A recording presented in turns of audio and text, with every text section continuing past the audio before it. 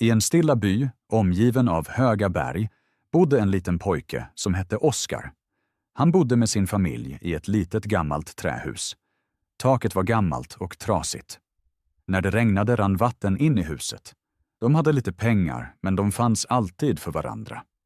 Hans pappa arbetade varje dag på åkern som bonde. Hans mamma sålde grönsaker på torget. Varje morgon steg de upp mycket tidigt, innan solen gick upp. En ny, hård dag började. Oskar var bara 12 år, men han visste redan hur svårt livet kunde vara. Han bar gamla kläder och trasiga skor. Sina skolböcker bar han i en plastpåse eftersom familjen inte hade råd med ryggsäck. Oskar klagade inte. Han visste att hans föräldrar gav allt de kunde och han ville göra dem stolta.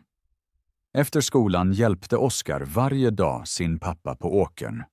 Han hämtade vatten, drog upp ogräs och hjälpte ibland till att plantera potatis. Hans händer var ännu små, men de arbetade flitigt. På kvällen, efter maten, studerade han i skenet från ett stearinljus, för det fanns inte alltid el. Vissa dagar var han mycket trött. Vissa dagar tänkte han på att ge upp, men djupt inom honom levde en dröm. Oskar hoppades på ett bättre liv. Han ville bli lärare och hjälpa andra barn med studierna, särskilt barn från byar som hans. Han var övertygad om att utbildning kunde förändra mycket. Den kunde hjälpa hans familj, ge hans syster en framtid och göra livet lättare. Framförallt gav den honom hopp. I skolan var Oskar tyst, men vetgirig. Han ställde många frågor, även om andra elever skrattade åt det.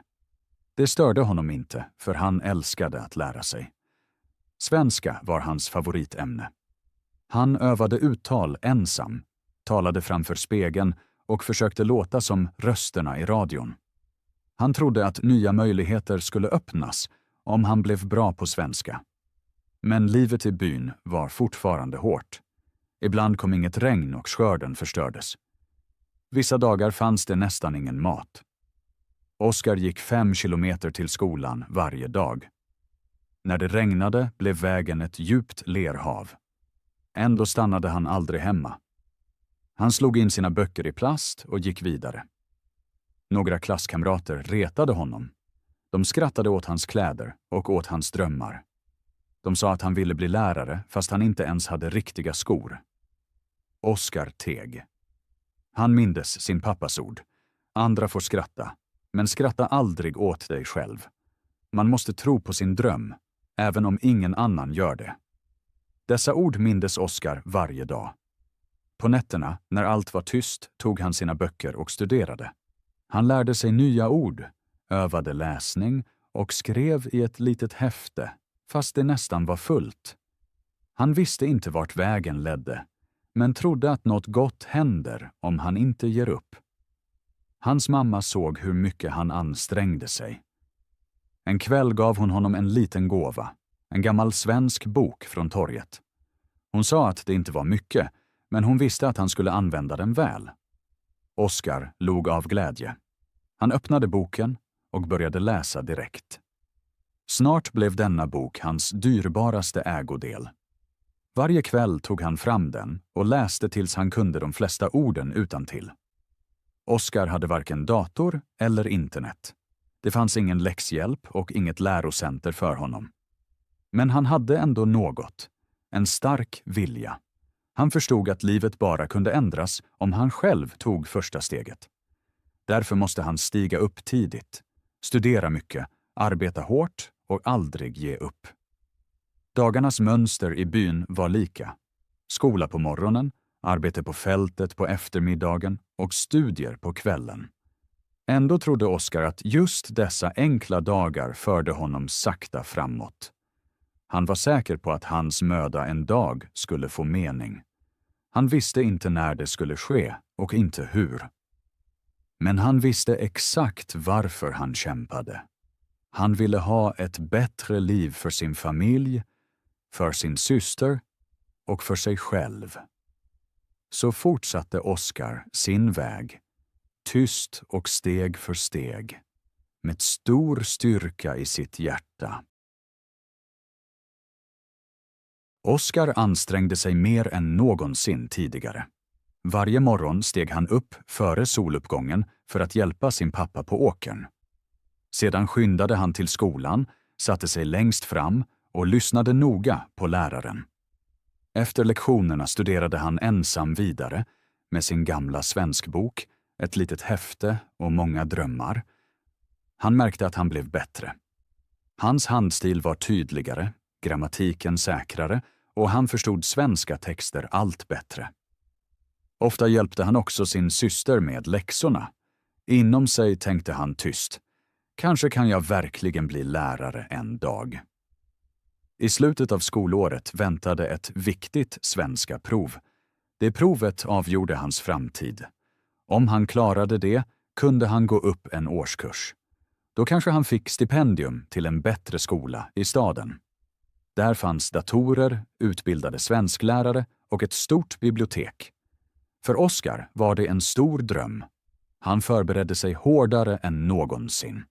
Natt efter natt var han vaken, läste högt, repeterade nya ord och skrev korta texter. Aldrig tidigare hade han kämpat så mycket för något. Hans mamma sa ofta att hon trodde på honom. Hans pappa visade sitt hopp med ett stilla leende. Hela familjen väntade spänt. När provdagen kom steg Oskar tidigt upp. Han tog på sig sina renaste kläder. Med bultande hjärta gick han mot skolan. I klassrummet försökte han vara lugn. Han läste varje uppgift noggrant och svarade så bra han kunde. Vissa frågor var lätta, andra svårare än väntat, men han gjorde sitt bästa. Efter provet kände han sig lättad och också lite stolt. Han trodde att han hade arbetat bra. På vägen hem föreställde han sig livet i staden. Han såg sig själv läsa i stora klasser, tala säker svenska och senare återvända som lärare till byn. Men en vecka senare krossades den drömmen. Resultaten sattes upp på skolans vägg.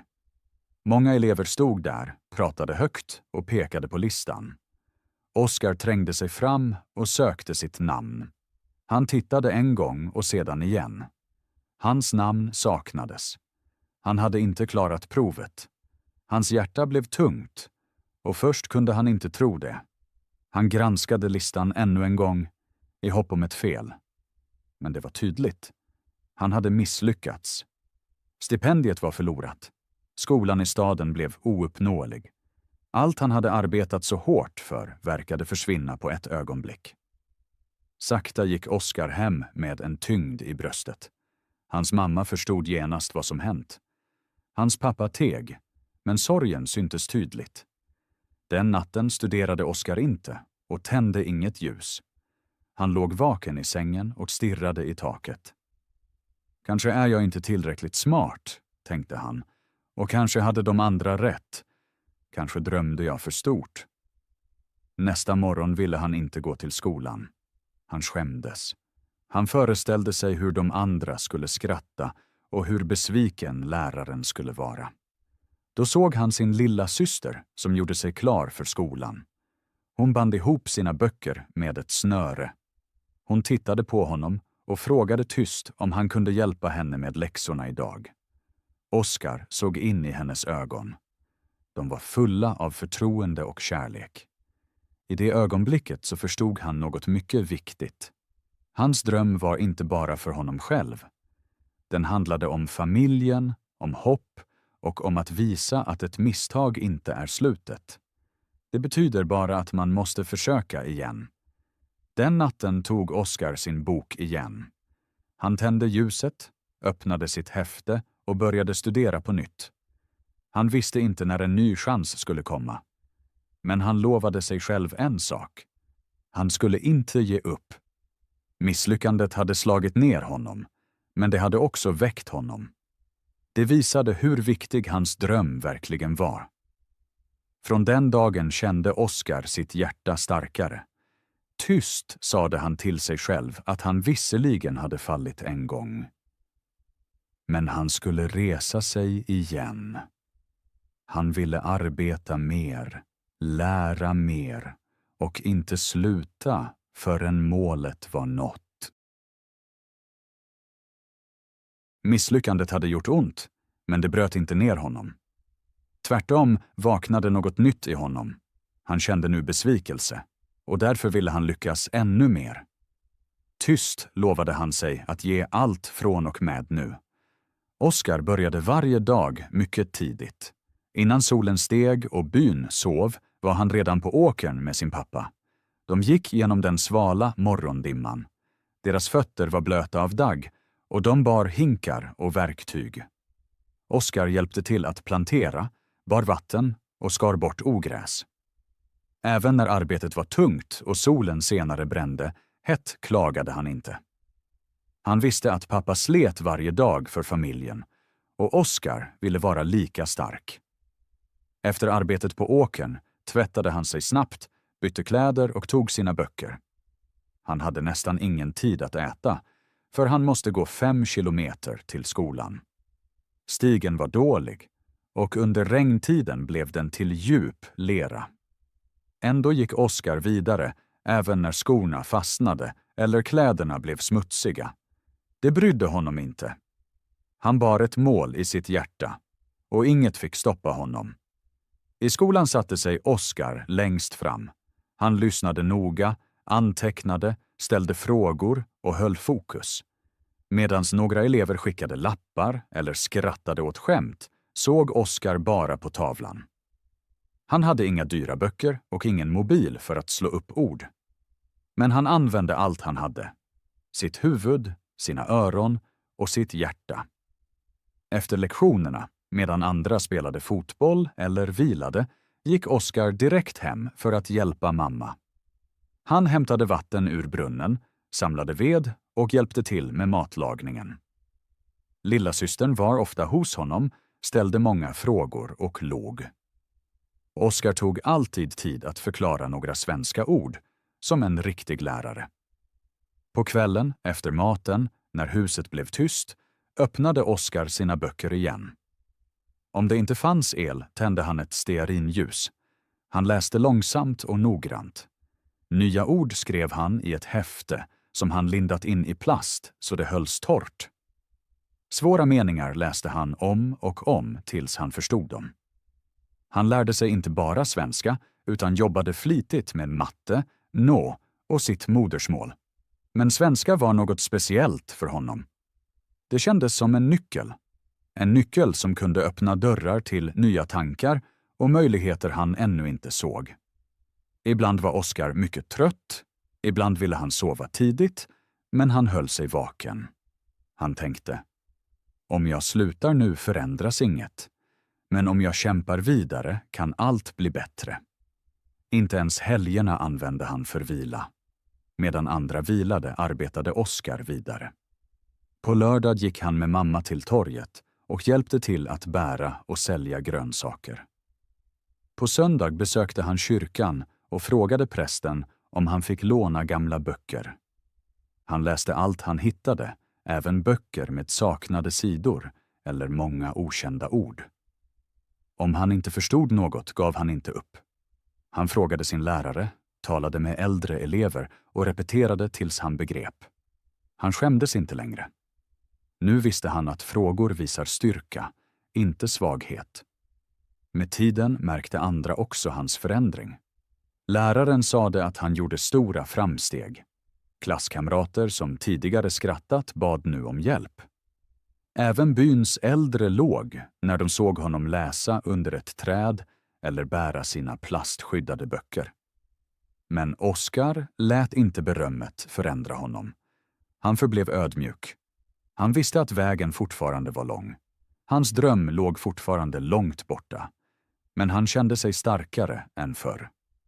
Hans vardag bestod nu inte bara av studier och arbete. Han byggde disciplin, stärkte sitt sinne och förberedde sig för nästa chans. Varje dag var ett litet steg framåt.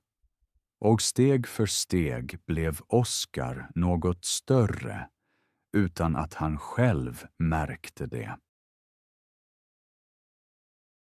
Oskar hade förändrats. Han var inte längre den tyste pojken som satt bak och var rädd att tala.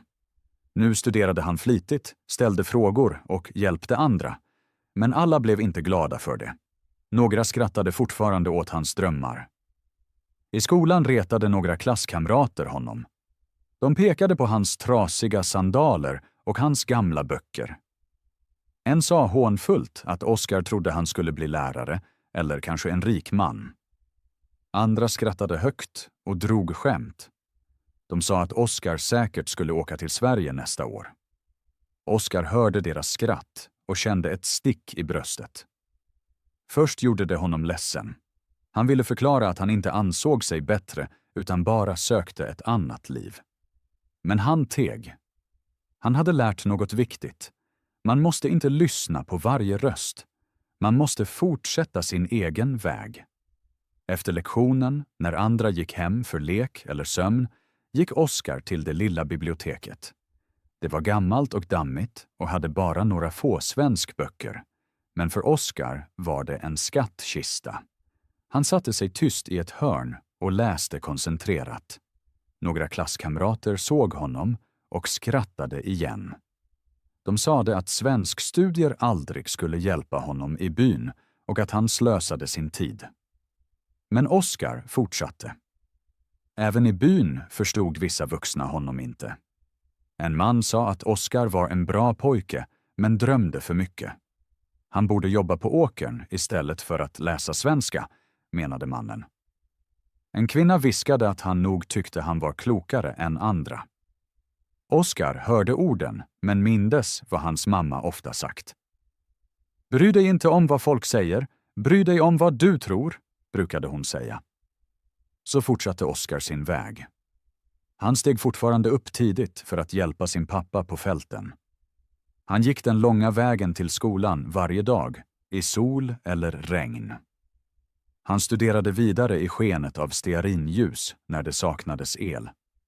Han skrev nya ord och upprepade dem tills de blev en del av honom. Ibland kände han sig mycket ensam.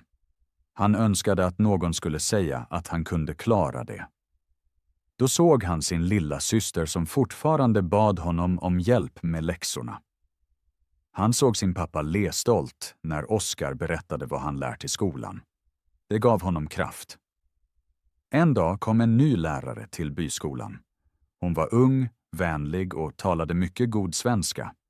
Under lektionen märkte hon att Oskar nästan alltid räckte upp handen.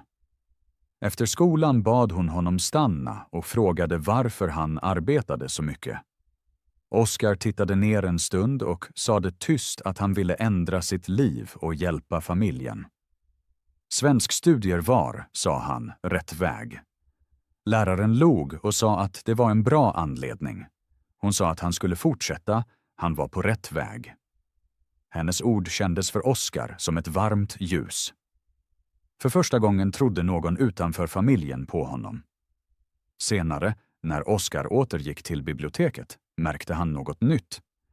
En av pojkarna som tidigare skrattat åt honom satt nära och läste också en bok. Oskar såg på honom. Pojken såg tillbaka men sa inget, kanske nyfiken, kanske ville han också studera. Oskar sa inget. Han log bara kort och vände sig åter till sin bok. Med tiden blev skratten färre.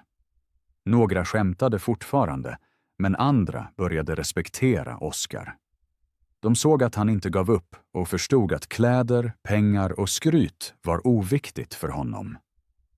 Han brydde sig om lärandet och det imponerade på många. Oskar visste att livet inte plötsligt skulle bli lätt.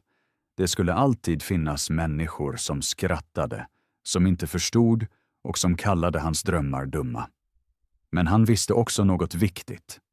Det man själv tror är starkare än vad andra säger. Varje gång någon tvivlade arbetade Oskar hårdare och när någon skrattade tog han ett steg framåt. För Oskar hade en dröm och ingen kunde stoppa honom. En het eftermiddag efter skolan stannade Oskar kvar för att städa klassrummet. De andra eleverna hade redan gått, men det störde honom inte. Medan han sopade kritrester och torkade tavlan kom den nya svenskläraren, fröken Lind, in med ett leende. Hon sa att han alltid var den siste som gick. Oskar log blygt och sa att han gillade tystnaden eftersom han då kunde tänka. Fröken Lind såg på hans häfte som låg öppet på bordet. Det var fullt av svenska ord, enkla grammatikregler och små teckningar som hjälpte honom. Hon bläddrade i sidorna och sa att han lärt sig mycket själv och visade äkta disciplin. Oskar visste inte vad han skulle svara. Ingen lärare hade någonsin talat så med honom. Då ställde hon en enkel fråga som ändrade hans liv. Hon frågade om hon fick hjälpa honom efter skolan. Oskars ögon blev stora. Verkligen? Frågade han förvånat. Har du tid? Fröken Lind nickade och sa, om du vill lära, vill jag stötta. Från den dagen stannade Oskar 3 gånger i veckan efter lektionerna. Fröken Lind hjälpte honom med uttal, meningsbygge och högläsning. Hon rättade hans fel, men alltid vänligt. Hon gav honom nya böcker att läsa. De innehöll enkla berättelser, bra för att lära svenska. Hon visade honom också hur man skriver korta texter och små brev. Men hennes hjälp gick längre än själva studierna. Fröken Lind lärde Oskar att tro på sig själv. Hon sa ofta att framgång inte handlar om tur, utan om att vara redo när chansen kommer. Oskar lyssnade alltid noga på henne. Lektionerna betydde för honom mer än grammatik. Det var viktiga lektioner om livet. Fröken Lind berättade också om sin egen barndom. Hon hade också vuxit upp i en liten by. Hennes föräldrar var bönder, precis som Oskars pappa. Men hon studerade flitigt, fick ett stipendium och blev senare lärare för att hjälpa barn som Oskar. Hon sa att han aldrig fick glömma varifrån han kom, men inte låta ursprunget bestämma vart han går. I Oskar växte en ny känsla. Det var hopp. Före mötet med fröken Lind trodde han att han måste klara allt ensam. Nu förstod han att en vänlig människa kan förändra livet. En dag gav hon honom en lapp. På den stod en inbjudan till ett ungdomsläger i en närliggande stad i Sverige. Lägret var under helgen. Elever från olika skolor samlades för att lära och öva svenska. Oskar såg på lappen och sa att han aldrig varit på läger och att svenskan var för svag. Fröken Lind log och sa att det var just därför han skulle åka. Han behövde inte vara perfekt, han behövde bara mod. Oskar bad sina föräldrar om lov. Först var de osäkra. Staden låg långt bort och pengar till resan saknades. Men när de såg hur viktigt det var för Oskar sålde mamman tyst lite sparade grönsaker. Pappan gav honom sin gamla väska. De sade att han skulle åka, lära och sedan komma hem för att dela kunskapen. För Oskar var lägret en helt ny värld. Där fanns mer än 50 ungdomar. De lärde sig svenska tillsammans, lekte spel och bytte idéer. I början var Oskar mycket nervös och kände sig främmande. Men han mindes fröken Linds ord och tog mod till sig. Han talade därför långsamt och försiktigt, men han talade. Han gjorde fel, men ingen skrattade. Tvärtom klappade andra elever för honom. Efter en övning kom en ledare från en större stad och sa att hans röst var klar. Fortsätt. När lägret slutade hade Oskar fått nya vänner och något ännu viktigare. Nya drömmar. Tillbaka i byn berättade han allt för fröken Lind. Han sa att han ville delta i fler läger och en dag hjälpa andra som hon hjälpt honom. Fröken Lind nickade och sa att han då måste fortsätta arbeta och aldrig sluta lära. Från den stunden kändes Oskars studier annorlunda. Han lärde sig inte längre bara för att fly problemen. Han lärde för att växa, för att hjälpa andra och för att bygga något meningsfullt. Han hade funnit en mentor som trodde på honom, och den tron gav ny kraft. Hans självförtroende hade vuxit tydligt efter lägret. Han var inte längre mycket rädd för att tala inför andra. Hjärtat slog fortfarande snabbt när han reste sig, men han talade ändå. Han gjorde fel, men han gav inte upp, och varje liten seger stärkte honom. En dag gjorde fröken Lind ett speciellt meddelande i skolan. Hon sa att deras skola bjudits in till en regional svensk talartävling. Det var en chans att visa kunskap och möta elever från andra byar. Oskar satte sig rakare och hans hjärta slog snabbare. En talartävling på svenska. Fröken Lind fortsatte att man inte måste vara perfekt. Viktigt var mod och äkta känsla. På kvällen berättade Oskar för sina föräldrar. De visste inte exakt vad en talartävling var, men de såg ljuset i hans ögon och log. Pappa sa att han skulle göra sitt bästa. De var stolta oavsett resultat. Fröken Lind hjälpte Oskar att hitta ett ämne. Efter lång tanke valde han ämnet drömmar. Han ville tala om att även en fattig pojke får tro på ett bättre liv. Ämnet var personligt. Det var hans egen berättelse. Varje dag efter skolan stannade Oskar längre för att öva. Han stod ensam i det tomma klassrummet och läste sitt tal högt om och om igen. Fröken Lind hjälpte honom med uttal, visade pauser och förklarade ögonkontakt. På kvällen övade Oskar hemma framför en liten spegel. Han studerade sitt ansikte, lyssnade på rösten och försökte bli bättre. Lilla systern satt ofta bredvid och klappade varje gång han slutade. Men inte alla trodde på honom. En klasskamrat sa att han var chanslös eftersom barn från stora städer skulle delta. Oskar kände gamla tvivel komma tillbaka. Kanske hade de rätt. Kanske var han inte bra nog. Då mindes han lägret och applåden. Han hörde fröken Linds röst. Man behöver inte vara perfekt, bara modig. Så fortsatte Oskar. Dagen för tävlingen kom. Oskar bar sina bästa kläder. De var enkla men rena. Föräldrarna följde honom till byns kant och vinkade adjö. Mamma sa att han redan var en vinnare, oavsett resultat. Tävlingen hölls i en stor skola i staden. Oskar hade aldrig sett en sådan plats. Mer än 20 elever från olika byar och städer var där. Några bar fina kläder, talade säkert och hade snygga presentationer. Oskar hade bara sin röst och sin berättelse. När det blev hans tur gick han upp på scenen. Händerna skakade lite, men han andades djupt. Han såg först på juryn och sedan på publiken. Han tänkte på sin by, på familjen och på fröken Lind. Sedan började han tala. Han sade att han hette Oskar och kom från en liten by där få talar svenska. Men han trodde att drömmar kan växa överallt. Han talade från hjärtat. Han berättade om tunga dagar, om andras skratt, om långa nätter och om hopp. Hans röst var inte hög, men den var ärlig. När han slutade blev det helt tyst en stund. Sedan började applåderna. Efter alla tal meddelade juryn resultatet. Oskar vann ingen första plats. Men han fick något mycket viktigt. Priset för mest inspirerande tal.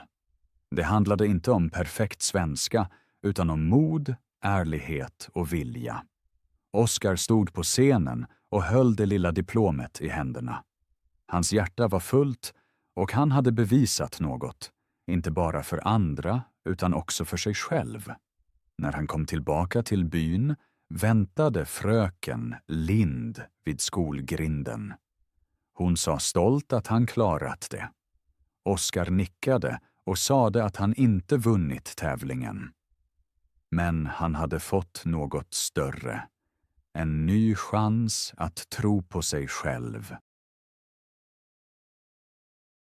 Det var natten före det stora provet. Oskar satt vid sitt lilla bord av trä som pappa byggt för länge sedan. Lampan fladdrade svagt, men han märkte det knappt. Hans ögon var fästa på sitt häfte. I många månader hade han läst inför detta nationella prov som kunde avgöra hans framtid. Om han klarade det kunde han söka stipendium och gå på en bättre skola i staden. Om han misslyckades måste han stanna och arbeta på åkern igen, som förr. Denna gång fanns ingen andra chans. Han stängde sitt häfte och tittade ut mot månen. Byn var tyst. Alla sov redan, men Oskar låg vaken. Hans huvud var fullt av tankar. Har jag gjort nog? Frågade han sig. Tänk om jag glömmer allt imorgon. Då mindes han fröken Linds ord. Frukta inte resultatet. Lita på ditt arbete. Han drog ett djupt andetag, lade böckerna åt sidan och gick till sängs. Men sömnen kom långsamt. I hans huvud snurrade regler, ord och funderingar. Nästa morgon steg solen långsamt över fälten. Oskar klev upp tidigt, tvättade ansiktet och tog på sin rena skoluniform. Mamma gav honom en liten påse med mat och pappa klappade honom hårt på ryggen. Ord var inte nödvändiga. Deras blickar sade allt. De trodde på honom. Provcentret låg i en närliggande stad. Oskar åkte dit med andra elever på flaket av en gammal lastbil. Ingen talade mycket. Alla var spända. Luften kändes tung. När de kom fram ställde eleverna sig framför en stor skolbyggnad. Några repeterade tyst sina anteckningar, andra mumlade för sig själva. Oskar stod lugnt, slöt ögonen kort och försökte stilla sitt snabba hjärta. Då ringde en klocka. Nu var det dags. I provsalen var det svalt. Rader av bord stod prydligt bredvid varandra. Oskar fann sin plats och satte sig. En vakt kom in med allvarlig blick och delade ut proven. Hon sa att ingen fick börja förrän hon gav tillåtelse. Oskar tittade på det stängda häftet framför sig. Hans händer var fuktiga, benen tunga. Tyst bad han om lugn och fokus, inte om tur. Sedan kom starttecknet. Oskar öppnade provet. På första sidan stod svenska, hans favoritämne. Han log kort och började skriva. Ordförråd, grammatik och läsfrågor. Han arbetade lugnt, fråga för fråga. Sedan kom matte. Det var svårare, men han mindes fröken Linds råd. Ingen panik. Tänk långsamt. Timme efter timme gick. Hans hand värkte av skrivandet. Ögonen var trötta, men han höll ut. Till sist kom uppsatsen. Han skulle skriva om ett personligt mål. Oskars hjärta tog ett skutt. Det var hans ämne. Han skrev om sin dröm att en dag bli lärare. Han skrev om hur han ville hjälpa barn i fattiga byar, precis som han fått hjälp. Hans ord var enkla, men ärliga. När sista klockan ringde lade Oskar ner pennan. Det var över. Han lämnade rummet och kände sig både lätt och tung. Några elever såg glada ut, andra mycket oroliga. Oskar visste inte exakt vad han skulle känna. Han hade verkligen gjort sitt bästa, men tysta tvivel fanns kvar. På vägen tillbaka till byn såg han förbipasserande träd och sädesfält. Ute var allt som vanligt, men inom honom hade något förändrats. Han hade mött sin rädsla. Han hade gett allt. Hemma tog föräldrarna emot honom med varma leenden och het mat. Lilla systern kramade honom hårt och frågade om han vunnit. Oskar låg och sa att han inte visste. Men han hade inte gett upp, och det var viktigast. Den natten sov han lugnt för första gången på många veckor. Han hade mött sanningens dag och stått igenom den modigt. Veckor gick efter provet. Oskar gick tillbaka till sin vardag. Han hjälpte pappa på åkern, matade hönsen och följde sin syster till skolan. Men något var nu annorlunda. Han hade övervunnit sin rädsla och skrivit provet med fullt fokus. Ändå väntade han inombords på resultatet. Varje dag passerade han skolans anslagstavla och hoppades att listan äntligen skulle sitta där. Några klasskamrater såg säkra ut, andra mycket nervösa. Oskar sade lite. Han arbetade vidare, studerade vidare och höll fast vid sin tro. En morgon stod fröken Lind framför klassrummet. Hon höll ett papper i handen och log brett. Hon sa att provresultaten hade kommit. Alla elever sprang genast mot tavlan. Oskars hjärta slog hårt. Han ville inte titta. Tänk om han hade misslyckats igen. Tänk om all möda varit förgäves. Just då lade fröken Lind sin hand på hans axel. Oskar, viskade hon. Du klarade det. Du har bestått. Till och med ett av de bästa resultaten i området. Oskar blev helt överraskad. Han fick inte fram ett ord. Hans händer skakade när han såg sitt namn.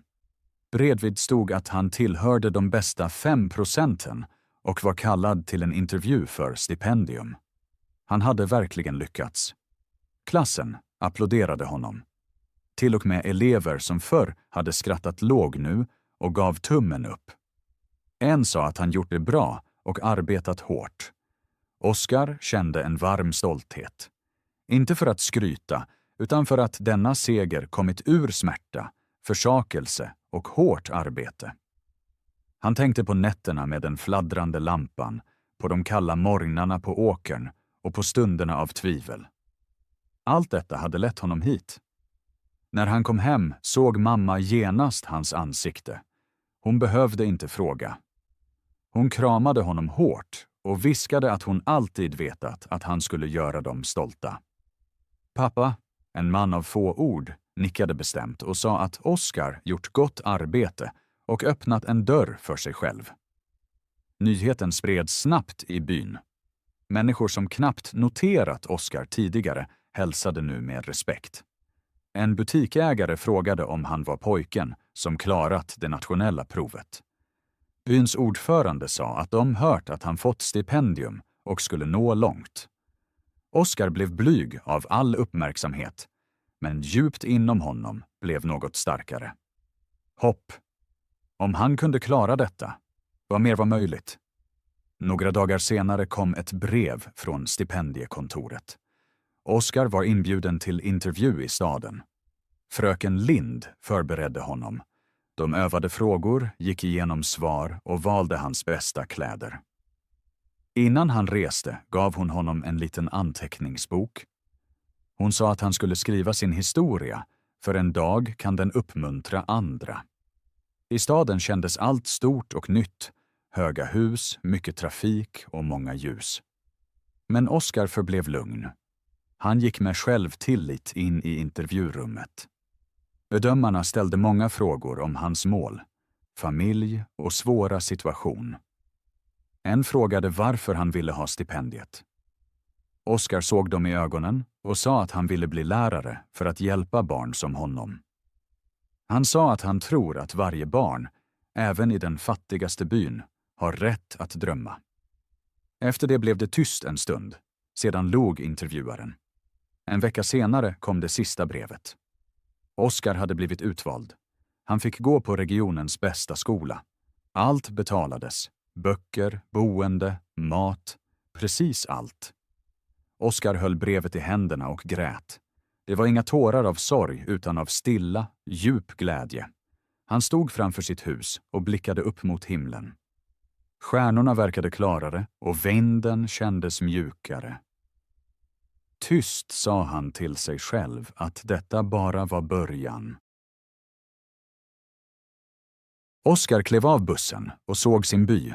De dammiga stigarna, de gröna fälten och de små trähusen såg likadana ut. Men Oskar själv hade ändrats. Efter sitt första år på den nya skolan i staden kom han hem på lovet. Hans väska var full av böcker och hans huvud var fullt av nya idéer. Under ett år hade han lärt mycket, men nu ville han göra mer. Han ville ge något tillbaka. Först gick han till sin gamla skola. Byggnaden hade fortfarande trasiga fönster. Borden var gamla och repiga, men i klassrummet satt många pigga, unga ansikten, precis som han förr. Barnen tittade på honom med stora ögon. De kände historien. Pojken från byn som klarat provet och fått stipendium. Fröken Lind hälsade honom med ett leende. Hon sa att barnen nu såg upp till honom. De behövde någon som honom. Oskar tvekade inte. Han frågade om han fick hjälpa till med undervisningen under lovet.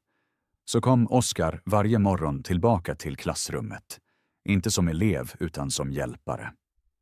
Han undervisade svenska, hjälpte till med matte och gav studietips. Han berättade om staden, om sin nya skola och om att hårt arbete fört honom dit. Eleverna lyssnade noga. De ansträngde sig mer, ställde fler frågor och stannade längre efter lektionen för hjälp. En liten pojke sa att han ville bli som Oskar en dag. Oskar log och sa att han kunde lyckas om han trodde på sig själv och arbetade flitigt. Men Oskar hjälpte inte bara i skolan. På eftermiddagen arbetade han med sina föräldrar på åkern, lagade det trasiga staketet och hjälpte mamma bära vatten. Han visade till och med pappa en ny metod för grönsaksodling som han lärt på lektionerna. På kvällen ordnade Oskar en liten studiegrupp i byns församlingshem. Barn och ungdomar kom med sina böcker. Vissa hade ingen el hemma. Därför tog Oskar med sig ljus och hjälpte dem studera i det fladdrande skenet. I början kom bara några få, men snart blev de fler och fler. Rummet fylldes av skratt, kunskap och hopp. Även byns äldre märkte det. En sa att Oskar rest bort för att lära och kommit tillbaka för att lära ut. Oskar var stolt, inte över sig själv utan över byn och dess människor. Han visste att han inte var den ende med drömmar. Många barn hade samma eld i hjärtat, men de behövde någon som gav dem mod. En dag satte sig Oskar med barnen under ett träd och höll ett litet tal. Han sa att han förr varit precis som dem, fattig, utan speciella talanger. Han hade misslyckats en gång, men han gav inte upp. Nu studerar han på en plats han aldrig kunnat drömma om förr. Och de kan också lyckas om de börjar smått och inte slutar. En dag kommer också de att flyga. Barnen applåderade och några grät till och med. Föräldrar tackade Oskar. En mamma sa att hennes son aldrig hade läst förut, men nu läser han varje kväll. Oskar kände något djupt. Det var mer än glädje. Det var mening. Han förstod. Framgång betyder inte bara att komma långt. Framgång betyder också att komma tillbaka och ta andra med sig. Före avresan till staden samlades byborna och gav honom en liten gåva, en pennhållare av lokalt trä. På den stod ord till den som kom tillbaka med ljus. Oskar höll gåvan i händerna och lovade sig själv. Var han än går ska han alltid återvända och alltid hjälpa. Hans resa hade börjat med en dröm. Nu hade den blivit större. En uppgift att förändra liv. Ett barn i taget.